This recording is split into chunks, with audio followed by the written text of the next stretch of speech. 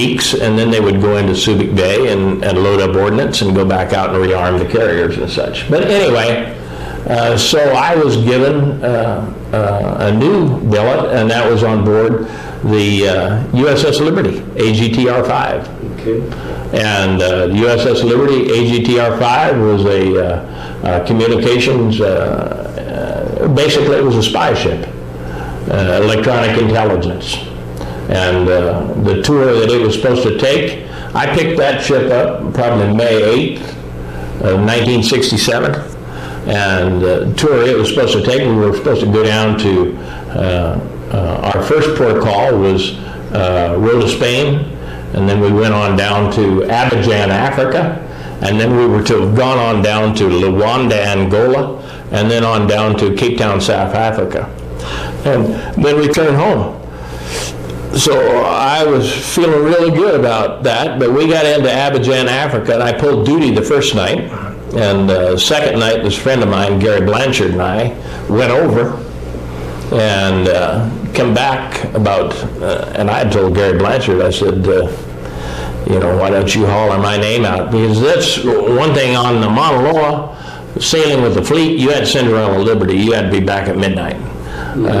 These electronic communications intelligence people, they gave them, you could stay over all night, and all you had to do is report the next morning, and then they'd release you again for whatever you wanted to do. But anyway, Gary and I said, and he said, no, you got to come back with me, and I said, so I did. We got back at 3:30 in the morning, and the ship is making preparations to get underway. 6-day war broke out, and unbeknownst to me, that's where we were headed. But anyway, as soon as the last man got on board, we pulled out of Abidjan, Africa, and headed up the coast, pulled into Rota, Spain for new stores, and went over there. One thing that I did, as well as a guy by the name of J.C. Colson, we smuggled booze back on board ship because you could sell it to these guys for good money. You buy it for $1 or $2 a bottle, and you get 25 bucks out of a bottle. And you'd slip one in your sleeve or two in your peacoat and hang it over your shoulder and bring it back on board. But anyway, we did that, and then we were headed for the Eastern Mediterranean, and we knew that things were hot over there, and we said, well, all we had was 450 caliber machine guns, and we're going to get a destroyer escort. That's what we were told, and about halfway over there, we had no destroyer escort, and then they said, well, planes will be within 10 minutes of you, so you have no worry. And besides that, the 6-day war was winding down. It was in its 3rd day or 4th day, but anyway, we arrived on station that morning, and that was on, I'd like to, if you'd pause that for just a second. I wrote on the morning of June the 8th, and I wrote this probably about the 10th. Is this 67 still? This is 1967, yep. On the morning of June the 8th, 1967, I was awakened approximately at 3:30 in the morning by the messenger of the watch, and I was to assume the morning of the 4 to 8 underway watch. The first hour of my watch was stood on the starboard gun mount. This hour was uneventful, or at least seemed to be. The watch section rotated at 4:45, and the position that I took was that of starboard lookout. While standing on starboard lookout, the quartermaster of the watch came out and told me we had an aircraft approaching at a relative bearing of 135, range of about 6 miles. And I scanned the area, and I caught sight of the plane. It was a twin-engine propeller-driven plane, and not knowing aircraft nomenclature, I can best describe it by drawing it, and I drew a little indication of what that plane looked like at that time. I informed the officer of the deck, Mr. Scott, that I had sighted the contact. He then came out on the starboard wing to verify my sighting. The aircraft was on a relative course bearing of 280, and he crossed from the starboard to port aft of the ship and then proceeded down along the port side of the ship in a position angle of about 45 degrees, range of about 4,000 yards. It made 3 runs fore and 2 runs aft in a figure-8 pattern, and it then crossed from port to starboard in front of the ship and flew over the horizon on a relative course of about 080. While the plane was making its pass, Mr. Scott came out and took a camera out of the pilot house onto the port wing and appeared to take a picture of it. Whether or not he did, I don't know. Mr. Scott was a damage control officer on board the USS Liberty. What was he going to have a lot to do? What's that? Was he going to have a lot to do? He did have a lot to do, and it was amazing that he kept us afloat. It really was. Now, did this plane have any markings on it? I don't really recall any markings on that plane. Okay. But this was the first sighting that we had of any of the, well, I had no idea who they would be, myself. The next hour of the watch was spent on the helm. The final half hour I spent on the port wing as a lookout.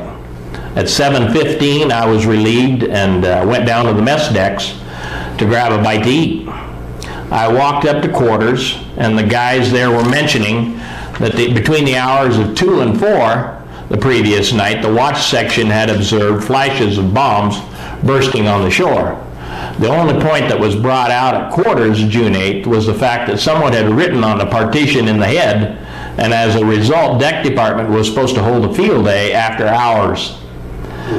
Soper, who was a friend of mine, he mentioned that he wasn't going to play their kid games and that they could take him to the old man first before he worked any extra hours. And it teed me off somewhat also, as I knew I'd be tired from the morning watch. And then Weaver asked Lucas if we were to hold general quarters again today. And he stated that he didn't know, as it wasn't listed in the plan of the day, but it was a good possibility. We were then dismissed, and Tony Quintero, my division PO, told me to go ahead and finish a high line that I was making for personnel transfer. They had told us 5 days before that we were getting the Admiral on board ship, and I was making a personnel, whenever they transfer an individual at sea, at that time anyway, that had to be done with live rigging, not cable or whatever. That had to be manned by people, and it was a rope system with this cage. But anyway, he told me to go ahead and finish this high line for that transfer. And I walked back to the filter shop, and I had a cigarette, and I proceeded on down to the line locker. And I had finished the I-splice and snap rings, and all I had left to do was measure it off to the proper length and cut it and seize the end. Well, anyway, I was going to go get Soper to help me do just that. And I came up out of the line locker. This was after the general quarters. And I came up out of the line locker, and I was walking on the port side of the ship, and I heard this loud explosion, and then deafening silence, because your ears, if you haven't, you just can't acclimate to that. And anyway, the chemical alarm attack went off then, very high-pitched dee-dee-dee. And this chemical alarm attack, the reason it went off is because there was a communications box that was hit on the forward superstructure, and that's what happened. I said, another thing I should mention, when we secured from general quarters, you could look over at the beach, and you could see the top of a minaret at El Arish. Just the very top of it, and then smoke was rolling off of that area. I don't know what it was involved, but I had mentioned to somebody, I said, this is like sitting at ringside at a Muhammad Ali fight. I said it had no idea that we would be embroiled in this. We were in international waters, plainly marked. There was maybe a 10-mile-an-hour headwind that we were going into, but anyway, when this explosion happened,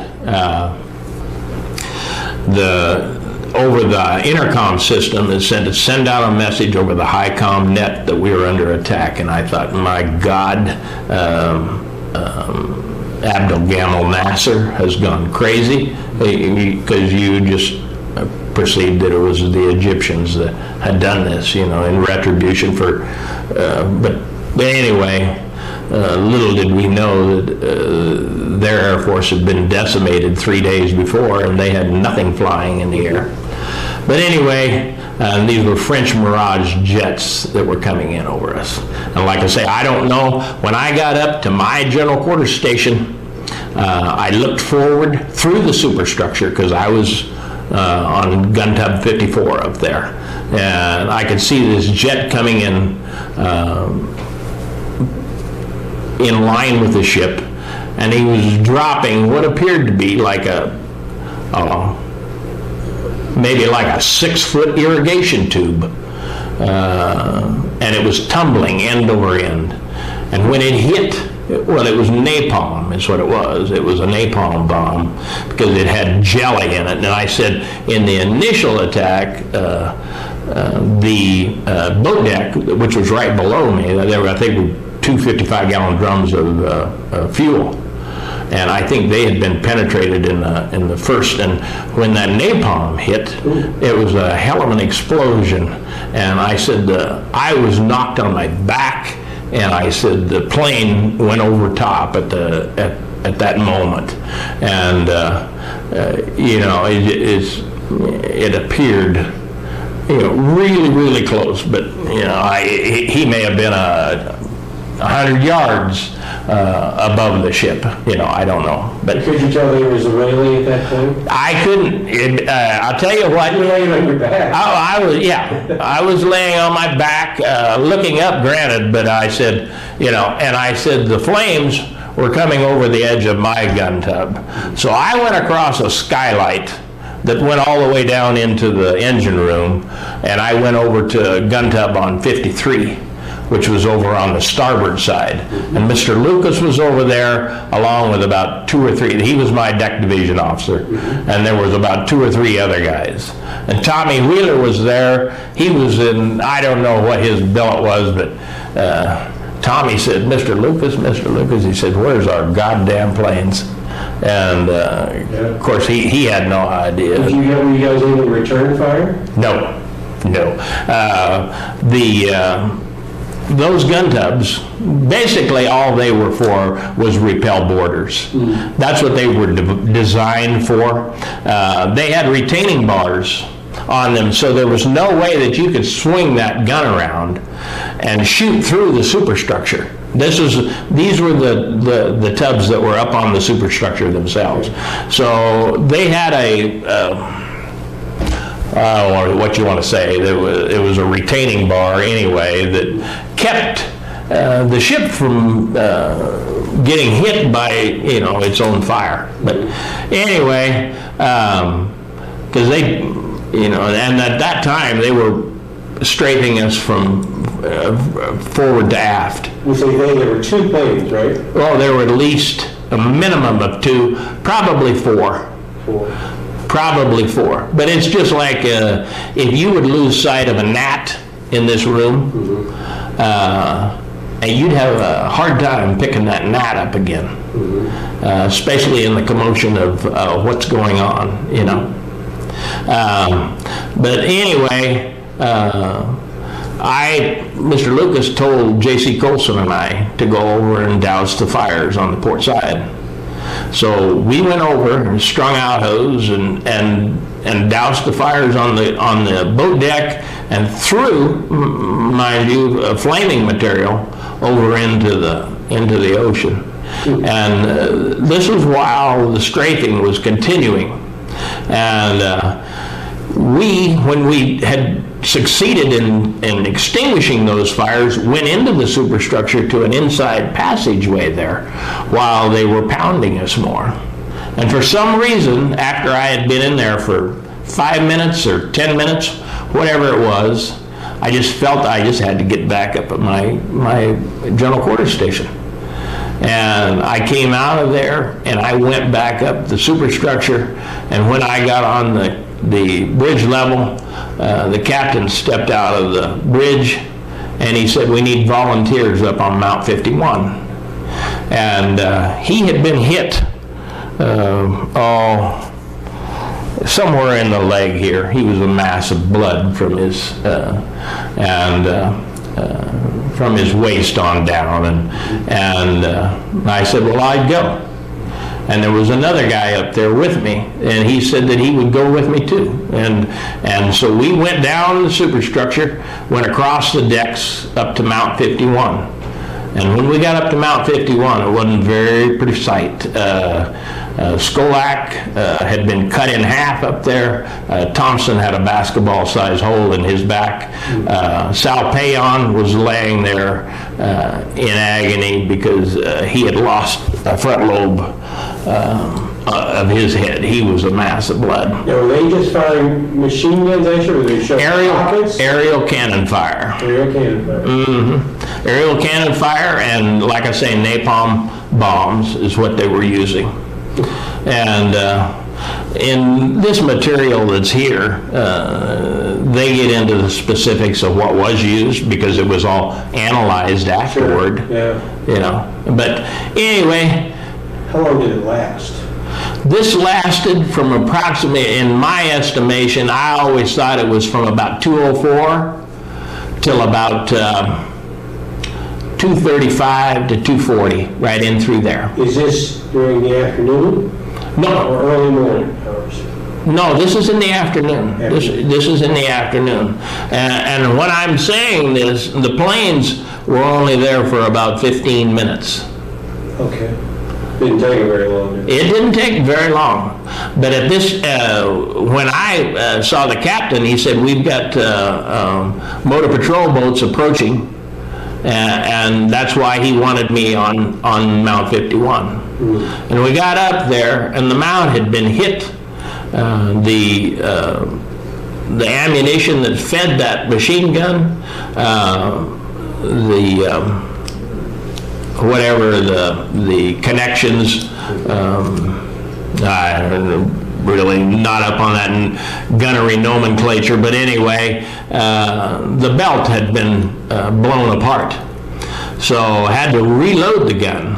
And I asked this guy that was with me if he would go get a gunner's mate to assist up there, and he said he would, and he left. And at this time, these boats showed up, and they were making like, well, I don't want you to say, approach runs. I would assume that they were probably somewhere in the neighborhood of maybe half to 3/4 of a mile away. And I don't know if you'd call it like a practice run, or maybe they were launching at the time. I'm not really sure. But when the one boat, that lead boat, when it started, because the others had done this previously, when that did that, I fired one round, and the top plate blew off that gun because it had been hit by shrapnel, and the only way to fed that gun would have been one bullet at a time. But at the same moment, the Captain McGonigal yelled down. He said, "Cease fire." And I looked up at the bridge, and he was out on the starboard wing of the bridge, along with the signalman, who was signaling these boats with semaphore flags. And I ducked back down in that gun tub, and it seemed like eternity, but I was there probably only for about 5 minutes or 6 minutes. And then I crawled out of it. Well, I looked back up at the bridge, and I saw no one at that point. And I crawled back across the forecastle and down the ladder. And at that time, the gun mount up there on 53, it started cooking off because it had been hit on that side, and it started cooking off too. And then the 50 caliber or the 50 millimeter guns on the motor patrol boats that were out there, they opened up, and I said it was just fire skipping off the water, basically. And I stood out there for probably a minute, looking around the corner of this, what the hell you would call it, but anyway, watching this happen. And then I went into the forecastle, and it just got into the underneath there, and that's when the torpedo hit. And the ship raised up in the air maybe like a foot or 2 foot. And you've seen in here the pictures of the hole. You know, the hole was probably 30 foot or 35 foot around this way by about 25 foot. And that's where we sustained the largest amount of casualties down in there. 25 guys lost their lives. What was the total crew on the ship? You know? Total crew on the ship was 294. We had 34 killed and 171 wounded. We were attacked by Israeli air and sea forces June 8, 1967. That has never been put on anything. The mass grave up there in Arlington, they had to, there was no marking whatsoever initially, but anyway, then they put on there that they were killed in the Eastern Mediterranean. That's what it was mentioned. And is it these 34 that were killed that were all buried, or is that just? No, just the ones they didn't find. Oh, okay, all right. I can tell you in these letters here. I'll recount some of these letters here too that I had written at the time too. Anyway. So did you guys ever get help? Did anybody ever show up to back these people off? No, we never did. Did the vessel sink? No, it didn't. It didn't. We did not sink. We were given the next day. See, the carrier America was there, along with another carrier. Admiral Geiss was in charge of things there. Admiral Geiss launched a strike force to assist us, and they received this call, like I say, immediately. You know, I said, they said send out a message over the HICOM net that we're under attack. Well, they received this message right away, and he fitted a launch force, and he was told by the McNamara to withdraw those planes, bring them back, and he thought that they were of the opinion that it was that they were nuclear laden, and he called back and reassured them that that's not the case. And he said, "You're not going to, you're not going there." And he said that he asked for confirmation. He told this to David Lewis. He asked for confirmation, and the president came on the phone and said, "You're not going to." This is President Johnson. This is President Johnson. Yep, you are not going to. I said this new book that's coming out, the information has been found in the archives of Israel, mind you, and it's pretty damning for McNamara and Johnson. But anyway. So how long did these PT boats attack? They were there for, I'd say, approximately 20 to 25 minutes, and then they milled around for a period after that. I'll tell you what I did, because they called down and said, make preparations to abandon ship. And I begged for somebody to help me to go up and get Sal Payan out of Mount 51. I knew that guy was up, knew he was alive. And the guys that were down there near the superstructure said, everybody's dead up there. And I said, no, he's not. And we went up there with a canvas, and we hauled him back down to the chief's quarters that was right on the main deck in the superstructure. And that was a triage unit, as was our mess decks. Anyway, like I say, Sal Payan had what I was mainly concerned about, other than his massive head wound, was the fact that he had a sucking hole in his side. And I didn't know whether to put him on that side to drain it, or to put him on the other way. So he bleeded, yeah, so he wouldn't drown in his own blood. Sure. But anyway, I was with him for probably 15 or 20 minutes in there, in that triage area. Does somebody ever show up to help bail you guys out, or? No, not until the next morning. Approximately after I came out of there, then here came a Israeli helicopter, very visible, with commandos on board, and they dropped I don't know, it was a bag, and they said there was a note in there with an orange in it, and said, do you have any casualties? And this was from an American military attaché, and you could see the dead people on the decks. This was from an American military attaché that was in Tel Aviv. And he stated in one of the videos, in a British video, he said, well, it's absurd. The Israelis could have sank that ship with, how did he say that? With rouge de guerre or esprit de corps or whatever. And I said, that made me so damn mad. Yeah. You know. And where were you guys positioned at that point? Where did all this take place? This took place in Israel, or off of the Sinai Peninsula, off of El Arish. Like I told you, I said I saw the minaret at El Arish, and we were approximately 12 to 14 miles off it. And I said we were steaming probably.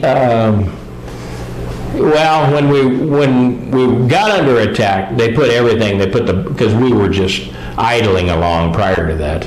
But when we were under attack, they probably cranked it up to where they were going 12 to 15 knots or whatever. And like I say, we were going into a headwind. You know, and they say, well, you were obscured by the smoke. I said, yeah, that was baloney, because I said, you know, that the smoke was streaming off to the rear of that ship, you know what I mean? But I said, like I say, this helicopter showed up, and the captain says, go to hell, get out of here, because he was up on the bridge. And I said,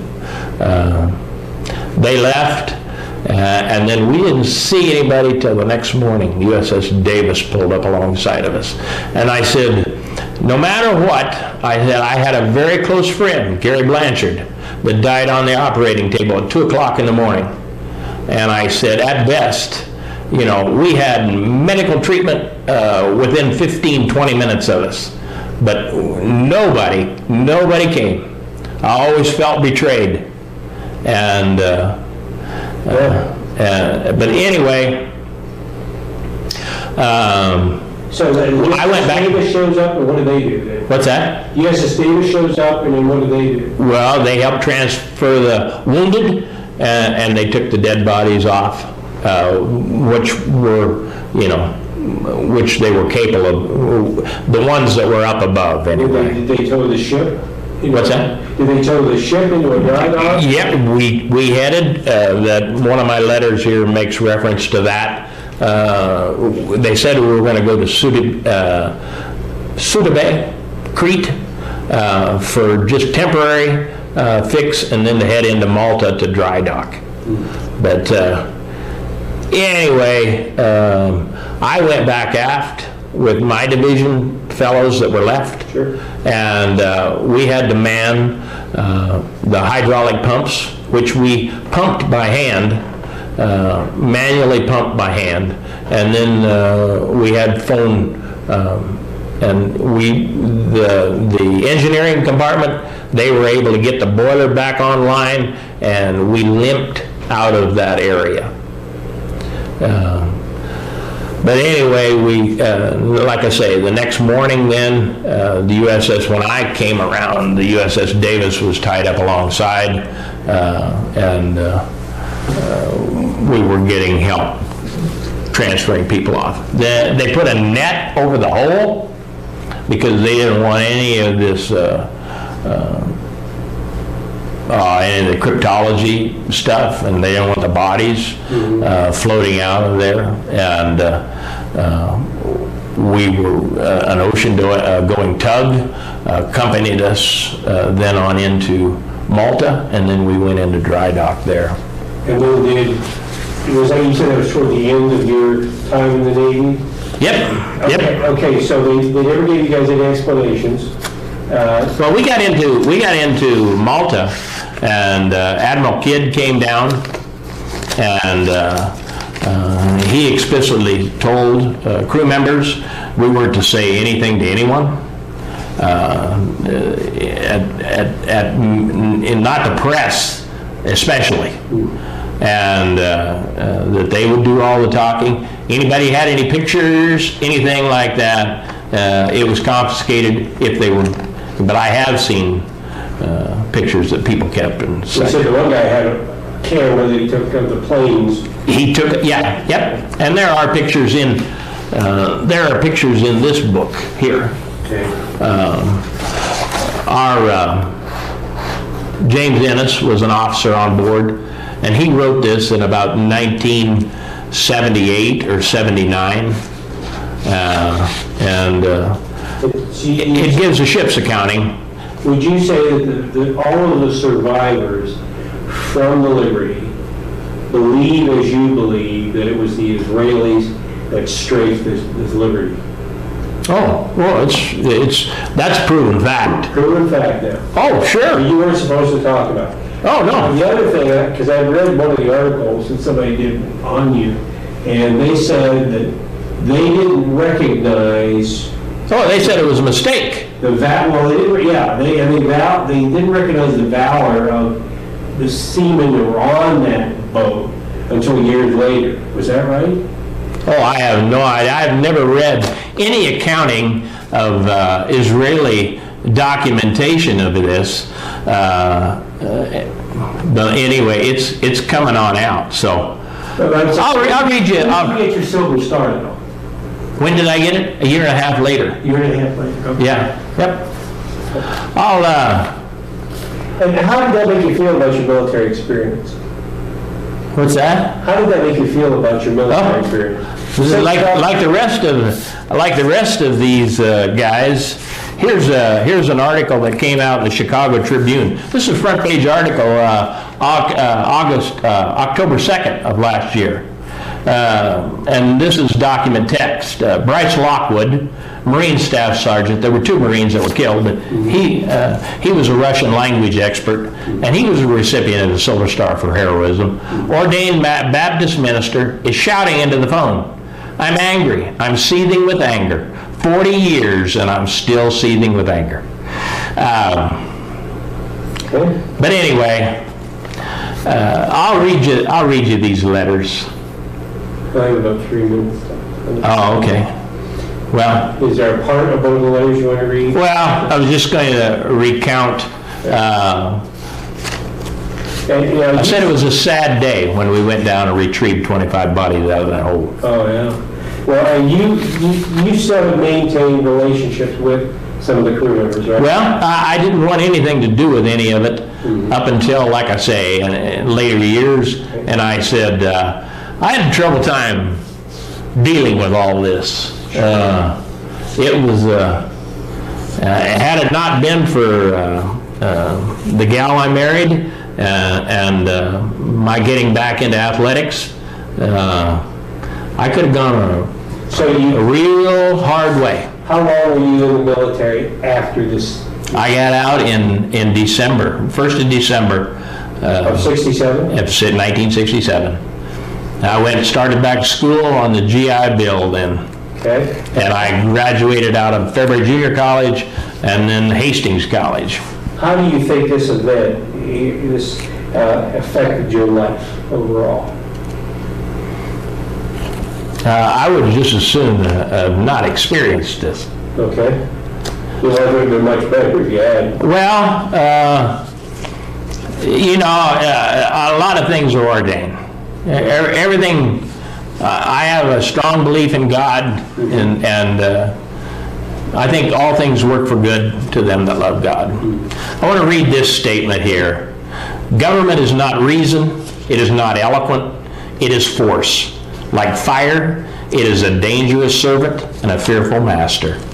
And that's a quote from the father of our country, George Washington.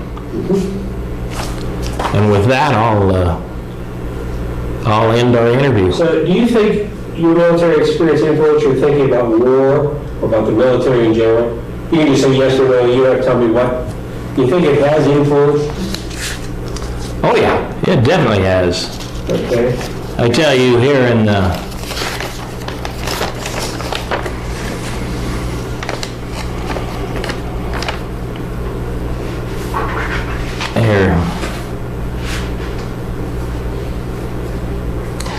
I received your letter from the 12th today. Dear Mom and Dad, my letter should have gotten home either the 12th or the 13th, as we sent out the first class mail on the 10th.